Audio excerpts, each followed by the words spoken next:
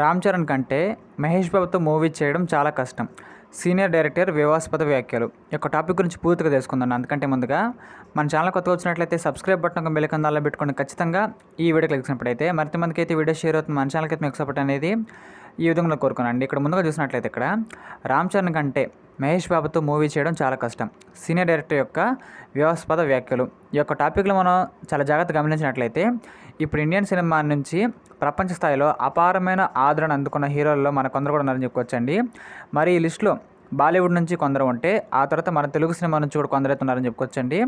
కాగా ఈ కొందరిలో చూసినట్లయితే డ్యామ్ షుగర్గా మెగా యువ hero global star Ram Charan గారు ఖచ్చితంగా ఉన్నారని చెప్పుకోవచ్చండి. మన రామ్ చరణ్ గారు వచ్చేసి ఇంకా అదేవిధంగా తన గత సక్సెస్ చిత్రమైన త్రిబుల్ ప్రపంచవ్యాప్తంగా సెన్సేషనల్ రీచ్ మనకైతే అందుకోవడంలో రామ్ చరణ్ గారు కూడా చాలా సినిమాతో భారీ ఫేమ్ దక్కిందని చెప్పుకోవచ్చండి. ఏకంగా అవతార్ లాంటి సినిమాని తీసిన దర్శకుడే జేమ్స్ కెమెరాన్ గారు అయితే రామ్ చరణ్ రోల్ని ప్రశంసించారు. ఇంకా ఎన్నెన్నో ఫీట్లు గ్లోబల్ వైడ్గా రామ్ చరణ్ అందుకున్నారని చెప్పుకోవచ్చండి. కానీ ఇప్పుడు రామ్ చరణ్ రీచ్ని మాత్రం మన టాలీవుడ్కి చెందిన ఒక ప్రముఖ దర్శకుడు పరిగణలోకి తీసుకోలేదని చెప్పుకోవచ్చండి.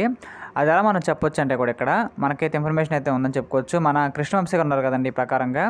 కాగా ఆ దర్శకుడు ఎవరో కాదండి, మన తెలుగు ఎన్నో క్లాసిక్ హిట్స్ ఇచ్చిన చంద్రలేఖ, మురారి, ఖడ్గం, రాఖీ వంటి సినిమాలకు రామ్ చరణ్తో గోవిందుడు అందరు వాడే లాంటి సినిమాలు తీసిన మన డైరెక్టర్ కృష్ణవంశీ గారు అయితే ఇప్పుడు చెప్పుకునేదే ఉందంటే ఇక్కడ. కాగా తాను ఇటీవల సోషల్ మీడియాలో అందరి హీరోస్ ఫాలోవర్స్తో ముచ్చటించారండి.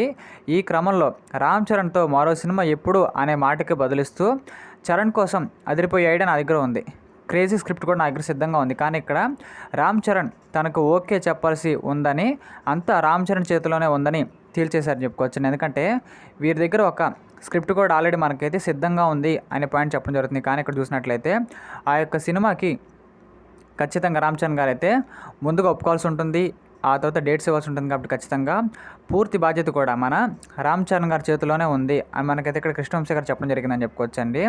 ఇంక ఇదే క్రమంలో చూసినట్లయితే మన రామ్ చరణ్ గారితో ఈ సినిమా త్వరలో వచ్చే అవకాశం ఉంది. దాంతోపాటు మన మహేష్ బాబు గారితో గతంలో మనకైతే ఇక్కడ మురారి అనే సినిమాకు తీయడం జరిగింది. కాబట్టి మన కృష్ణవంశీ గారు వచ్చేసి ఈ యొక్క సినిమాలో మనం గమనించినట్లయితేనండి వీరి యొక్క యాక్టింగ్ కూడా మనకైతే బాగుందని చెప్పుకోవచ్చు. కానీ చూసినట్లయితే యాక్టింగ్ వైజ్గా చూసినట్లయితే మన మహేష్ బాబు గారు కూడా బాగానే చేస్తారు, అది అందరికీ తెలిసిందేనండి. కానీ చూసినట్లయితే ఆ యొక్క మురారి సినిమాలో ఆ యొక్క మహేష్ బాబు గారి నటన అనేది కాస్త చూసినట్లయితే చాలా బలవంతంగా వీరైతే ఇక్కడ యాక్షన్ చేయించి మరి మనకైతే బయట తీసుకొచ్చారో అనే పాయింట్ మనకైతే అర్థం వచ్చేలాగా చెప్పడం జరుగుతుందని చెప్పుకోవచ్చండి. ఖచ్చితంగా రామ్ చరణ్ గారు, మహేష్ బాబు గారు ఇద్దరు మంచి యాక్టర్స్ అండి. వీరిద్దరూ కూడా మనం కృష్ణవంశీ గారితో సినిమా కూడా ఆల్రెడీ తీయడం జరుగుతుంది కాబట్టి ఈ ప్రకారం అర్థమవుతుంది. ఇలాంటి మరిన్ని కరెంట్ అఫైర్స్ కోసం మన ఛానల్ని లైక్ చేయండి, షేర్ చేయండి, సబ్స్క్రైబ్ చేయండి ఖచ్చితంగా. Thank you.